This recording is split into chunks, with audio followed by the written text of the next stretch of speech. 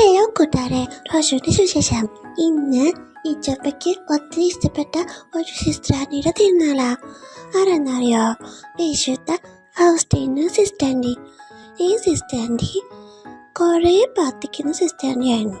ഒരു ദിവസം ഈച്ചപ്പ പ്രത്യക്ഷപ്പെട്ട് സിസ്റ്ററാൻറ്റിയോട് പറഞ്ഞു, എൻ്റെ ഒരു പടം വരയ്ക്കണം, എന്നിട്ട് ആ പടം വച്ച് പ്രാർത്ഥിക്കുന്ന വീടൊക്കെ ഞാൻ അനുഗ്രഹിക്കും.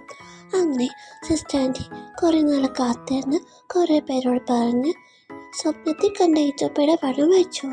കണ്ടിട്ടുണ്ടോ ഈ ഫോട്ടോയിൽ കാണുന്ന പോലെ? ഈച്ചപ്പയുടെ കയ്യിൽ നിന്ന് റെഡ് ലൈറ്റ് കളറ് ഇങ്ങനെ പുറത്തേക്ക് വരും. ഈച്ചപ്പയുടെ കരുണയുടെ പടമാണത്. ആ പടം വെച്ച് പ്രാർത്ഥിച്ചാൽ നമുക്ക് എല്ലാവർക്കും കരുണ ലഭിക്കും. ഈച്ചപ്പ നമ്മളോട് എല്ലാ പാവവും ക്ഷമിക്കും.